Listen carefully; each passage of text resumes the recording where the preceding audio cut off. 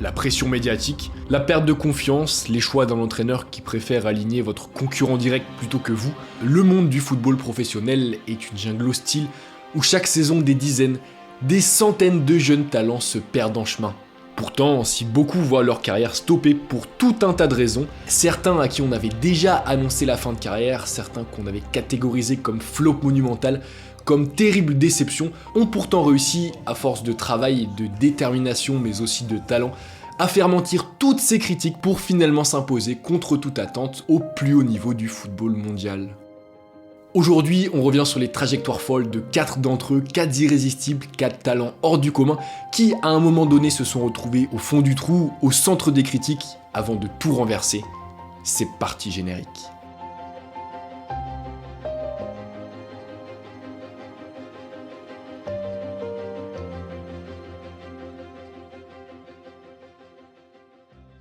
On commence avec l'un des meilleurs joueurs actuellement, l'un des ailiers les plus virevoltants et les plus intenables, Vinicius Junior. Si dans le pays du football, il n'est pas simple de se faire une place et de se démarquer face à la concurrence démesurée, eh bien pour le jeune Vinicius Junior pourtant, tout est allé très vite sur les prévers brésiliens, tant son talent précoce, ses arabesques balles au pied et sa vitesse l'ont rapidement placé très largement au-dessus de ses camarades. Recruté à 10 ans seulement par Flamengo, Vini séduit dès son arrivée ses entraîneurs par son talent, se fait logiquement surclasser et mène ensuite les jeunes de l'équipe Rubro Negra au sacre dans les plus grands tournois du pays, et notamment la Copa Sao Paulo, réputée pour être la plus grande compétition brésilienne chez le U20, une coupe sur laquelle il roule en 2017 à seulement 16 ans. Vous l'aurez compris, au pays des cracks techniques, Vinicius c'est très certainement le plus grand, ou en tout cas c'est le plus grand de sa génération, et évidemment ça va attirer les plus grands clubs européens, dont le FC Barcelone mais surtout le Real Madrid, qui aligne 45 briques pour l'enrôler en mai 2017, soit quelques jours seulement après son premier match en pro.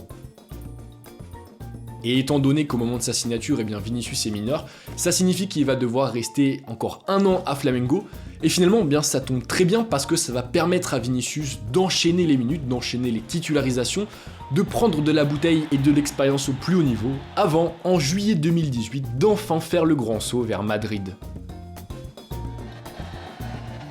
Sauf que, bien entendu, vous connaissez Madrid, vous connaissez ses supporters et son président qui sont très exigeants et qui veulent des résultats tout de suite. Et du coup, eh bien la tâche s'annonce loin d'être facile pour celui qu'on surnomme le nouveau Neymar, qui arrive dans un vestiaire de star, qui arrive aussi dans une nouvelle ville, dans un nouveau pays, où tous les médias le connaissent, où l'attention va clairement être portée sur ses performances. Mais pour éviter ça, pour éviter que ça le perturbe, eh bien le Real va prendre une excellente décision en décidant que le Brésilien fasse ses débuts non pas en pro mais avec la Castilla pour qu'il prenne le temps de s'habituer à son nouvel environnement, ce qui va largement être bénéfique pour le joueur qui va finalement, après 3 petits mois passés en réserve, intégrer définitivement une équipe A en difficulté en championnat, une promotion qu'il doit à son talent, mais aussi et surtout à l'arrivée d'un nouveau coach qui croit en lui, Solari.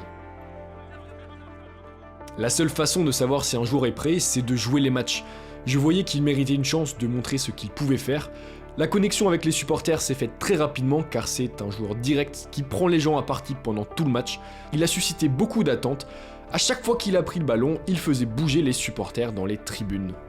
Et fort de cette confiance, Vinicius va alors s'imposer comme un titulaire régulier du 11 madrilène, ambiançant les pelouses de Liga et de Ligue des Champions par ses dribbles chaloupés qui respirent le Brésil. Bref, à ce moment-là, tout se passe au mieux, clairement pour Vinicius, sauf que tout va basculer malheureusement pour lui le 5 mars, avec une très grave blessure. Éloigné des terrains pendant 2 mois, Vinicius va alors connaître une véritable descente aux enfers, d'autant que les arrivées à l'été d'Hazard puis de Zidane vont renforcer le lourd déclassement de l'ailier virevoltant, puisque le technicien français, très exigeant à l'entraînement avec le Brésilien, et d'ailleurs assez agacé par son manque de sang-froid dans le dernier geste, va très souvent décider de le mettre sur le banc, lui faisant finalement perdre toute confiance en lui et en son jeu.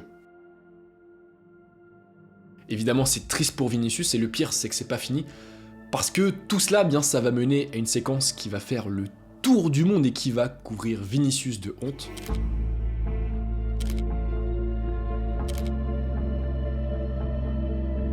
Ouais, clairement, ça a dû être très dur pour Vinicius de voir ses propos. À ce moment-là, on va pas se mentir, il est au fond du trou, il est au centre des critiques, il est en manque de confiance. Certains le qualifient d'ailleurs à ce moment-là de flop monumental, mais pourtant, ça serait mal connaître le Brésilien que de penser qu'à ce moment-là, il va jeter l'éponge, que face aux difficultés, il va abandonner, parce que c'est pas du tout ce qu'il va faire. Car en effet, au-delà du sourire apparent, se trouve surtout chez Vinicius une très forte personnalité qui vit et qui brille à travers les défis, à travers les difficultés et à travers l'exigence, et qui va s'entraîner toujours plus fort chaque semaine pour peu à peu remonter la pente, travaillant d'arrache-pied pour transformer ses points faibles dont la finition en points forts. Et devinez quoi, après des semaines, après des mois de travail, eh bien ça va fonctionner. Car après 2 saisons de travail acharné, et fort de la confiance du nouveau coach Carlo Ancelotti, c'est un Vini complètement transformé qui se présente à l'été 2021 sur les pelouses espagnoles. Un Vini beaucoup plus mature, concentré et en confiance, qui claque 3 buts en à peine 50 minutes lors des 2 premiers matchs, et qui convainc alors définitivement l'équipe et son nouveau coach Ancelotti de son renouveau. La machine brésilienne est alors lancée, et plus rien ne l'arrêtera, puisque Vinicius offrira, à l'issue de la saison, une 14e Ligue des Champions à la Maison Blanche, avant cette année d'apparaître comme l'un des tout meilleurs joueurs en Espagne, comme l'un des tout meilleurs joueurs au monde.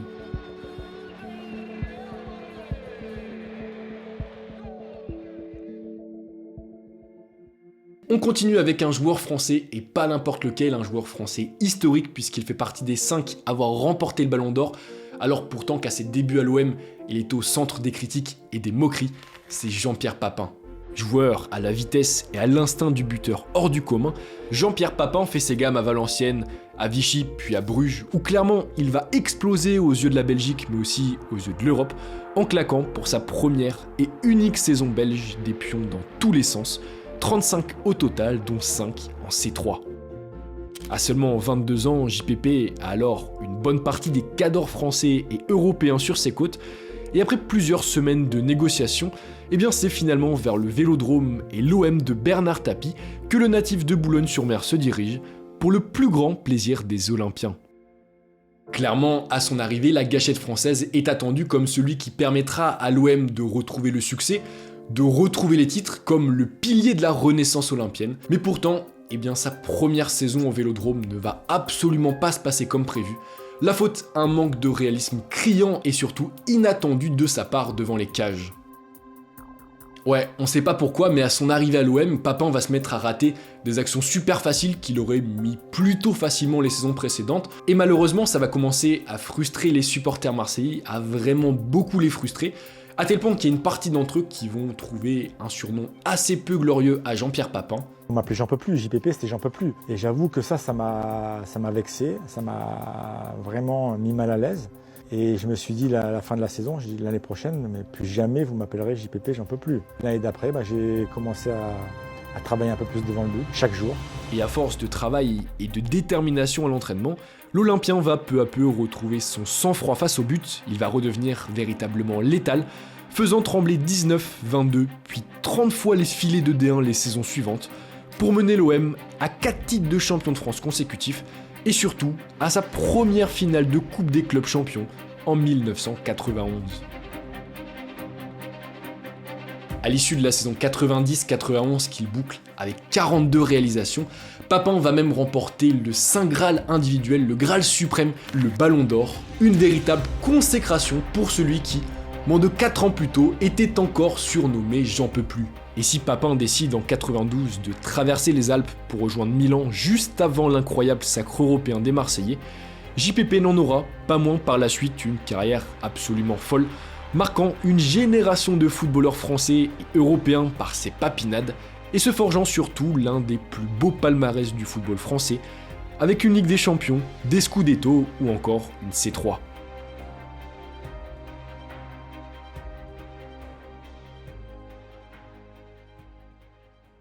Le joueur suivant, c'est celui qui m'a donné envie de faire cette vidéo, un joueur à la trajectoire complètement folle, c'est Kevin De Bruyne. Né et élevé dans la banlieue de Gand en Belgique, le jeune Kevin impressionne dès son plus jeune âge par sa technique balle au pied et par son intelligence de jeu vraiment supérieure à la moyenne, à tel point qu'à 8 ans seulement, il rejoint l'équipe de la Gantoise, puis plus tard celle de Genk, avec qui il va connaître ses premières minutes en professionnel à seulement 17 printemps. On est alors en mai 2009, et la Belgique ne le sait pas encore, mais l'un des plus grands talents de son histoire vient de faire ses débuts. Car poussé par une incroyable volonté de perfection et de réussite, le meneur de jeu s'impose très vite à Genk comme un indéboulonnable, enchaînant les matchs mais surtout les buts pour mener les siens à leur premier titre national depuis 9 ans. De Bruyne est talentueux, il est très talentueux, trop talentueux même déjà pour le championnat belge, et logiquement, en janvier 2012, après une demi-saison tonitruante, il décide de s'engager avec un cadre européen, Chelsea, qu'il rejoindra à l'été suivant.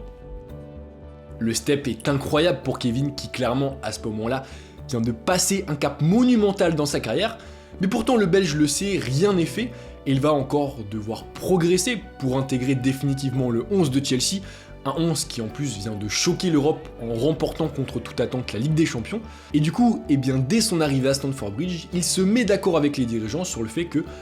pour prendre du galon, prendre de l'expérience, il va devoir être prêté à une ou plusieurs reprises.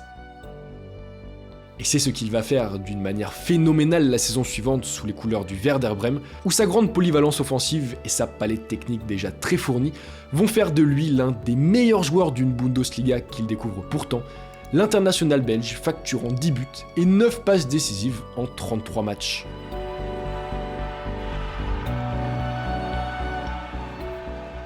Élu meilleur jeune joueur de la saison au championnat,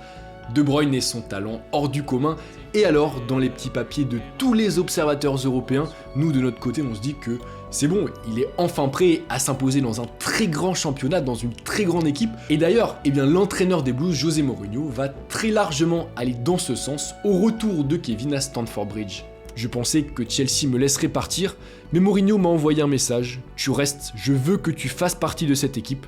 Quand je suis arrivé là-bas pour la pré-saison, l'ambiance était bonne.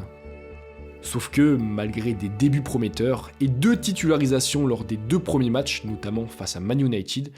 De Bruyne va se retrouver du jour au lendemain mis de côté par le Special One, dont les méthodes d'ailleurs de management ne conviennent pas du tout aux Belges, un Belge qui perd rapidement confiance en lui et en son football.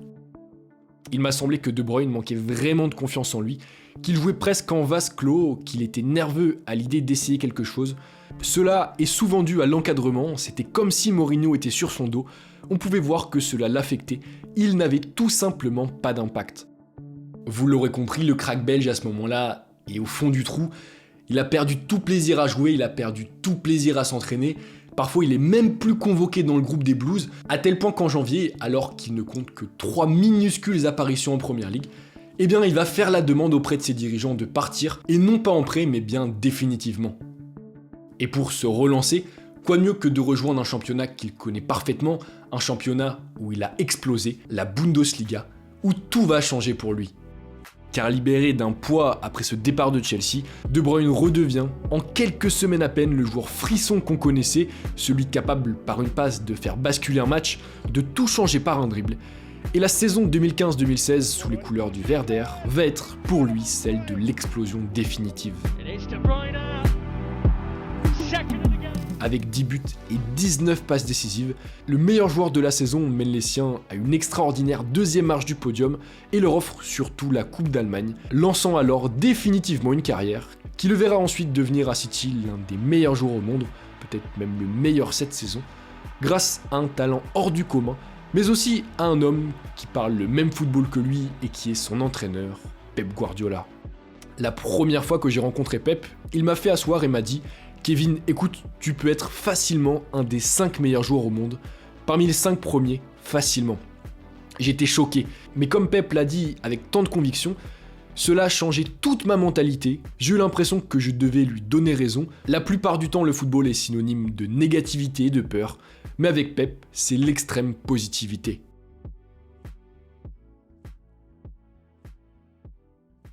On termine avec un joueur qui lui aussi a eu une trajectoire incroyable, puisqu'il est passé de au centre des critiques à finalement Ballon d'Or. Je parle de Luka Modric. À l'été 2007, alors que Tottenham enchaîne les performances plutôt décevantes en Première Ligue et n'arrive pas à se qualifier pour la Ligue des Champions, plusieurs centaines de kilomètres de là, un petit bonhomme d'1m72 seulement terrorise son championnat par ses passes lumineuses, par sa rapidité balle au pied et sa qualité technique, Luka Modric. Le gamin est fort, il est très fort comme le prouve d'ailleurs sa performance stratosphérique en novembre 2007 avec la Croatie face à l'Angleterre. Mais problème, son petit gabarit effraie une bonne partie des cadors européens et notamment anglais qui ne croient tout simplement pas en lui. Enfin, une bonne partie, mais pas tous, car au même moment, le directeur sportif de Tottenham, Damien Comolli, qui souhaite changer la façon de jouer des siens face à leur non-qualification répétée pour la Ligue des Champions, décide de troquer le jeu physique des siens pour de la créativité, de la finesse technique, de l'intelligence de jeu. Et cette transformation, elle va principalement passer par l'arrivée d'un meneur technique au milieu de terrain, Luka Modric. Or, dans un championnat où la grande majorité des milieux de terrain sont très costauds, sont très grands et clairement c'est des déménageurs, cette arrivée de Luka Modric, ça va faire beaucoup débat, ça va faire naître énormément de critiques autour de Damien Comolli. Ils disaient tous que Modric était trop petit, qu'il ne pouvait pas marquer de but, qu'il ne pouvait pas faire de passes décisives en première ligue, qu'il ne s'adapterait jamais au football en Angleterre. Nous n'avons écouté aucun de ces bruits, nous avons simplement fait ce que nous pensions être la bonne chose à faire. Et clairement, c'était la bonne chose à faire, parce que rapidement Modric va faire ses preuves sous le maillot des Spurs, malgré un début de saison compliqué collectivement sous l'égide de Juan de Ramos, un coach qui va d'ailleurs rapidement être remplacé par Harry Redknapp, qui va faire le choix très opportun de faire reculer Modric pour le placer au centre de son 4-4-2, le transformant alors en un véritable chef d'orchestre. Gage de qualité technique et capable de lire le jeu comme dans un livre ouvert, Luka va littéralement exploser à White Hart Lane, permettant aux Spurs de faire bien mieux que les ambitions initiales affichées lors de son recrutement, en atteignant non pas les poules, mais bien les quarts de finale de la Ligue des Champions en 2011, un véritable exploit. À ce moment-là, c'est clair, Luka Modric est l'un des meilleurs milieux de terrain de Première Ligue, c'est peut-être même l'un des meilleurs milieux de terrain d'Europe. Et après une dernière saison en guise de jubilé avec Tottenham, couplé à un Euro 2012 très convaincant, le petit Croate va à nouveau passer un cap en faisant ses valises pour rejoindre un cadre européen, le Real Madrid pour 42 millions d'euros.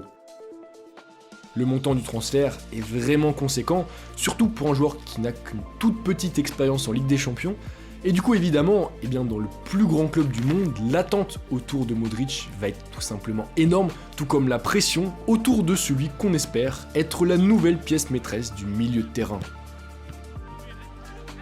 Sauf que, arriver dans une équipe d'une toute autre dimension, une équipe qui d'ailleurs vient d'être championne avec un trio Xabi Alonso, Khedira aux îles très complémentaires, Modric va avoir besoin d'un peu de temps pour s'acclimater, de plusieurs semaines, de plusieurs mois pour trouver ses marques, un laps de temps trop long selon les fans et les médias, ce qui lui vaudra énormément de critiques, le Croate étant même 6 mois après son arrivée désigné par les lecteurs de Marca comme la pire recrue de la Liga pour la saison 2012-2013.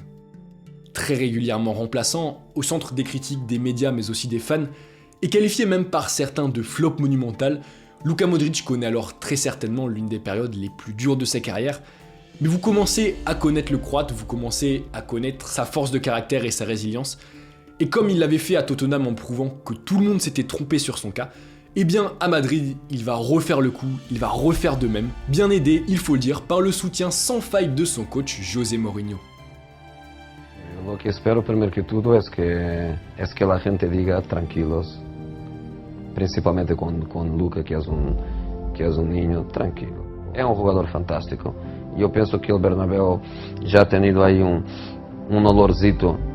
del jugador fantástico que es el niño, pero dejarlo tranquilo. Et finalement, la patience du mou pour celui qu'on surnommait le Cruyff des Balkans va finir par payer un soir de février, lorsqu'entré en cours de jeu, le numéro 19 va offrir aux siens la qualification face à Manchester United, se libérant par la même occasion d'un poids énorme et lançant alors définitivement sa fabuleuse odyssée madrilène, une odyssée qui le mènera sur le toit de l'Europe et du monde, puisque Modric a depuis remporté 3 Ligas, 5 Ligues des Champions et surtout un Ballon d'Or.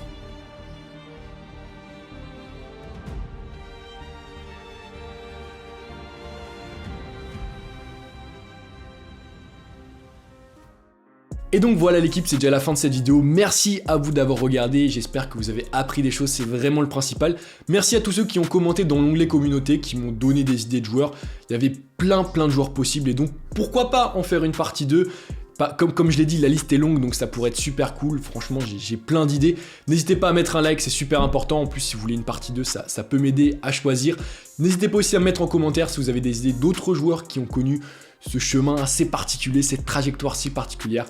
Bref, l'équipe c'était Val, encore une fois, merci à vous du soutien, ça me fait trop plaisir. On se retrouve très prochainement pour une nouvelle vidéo. Peace.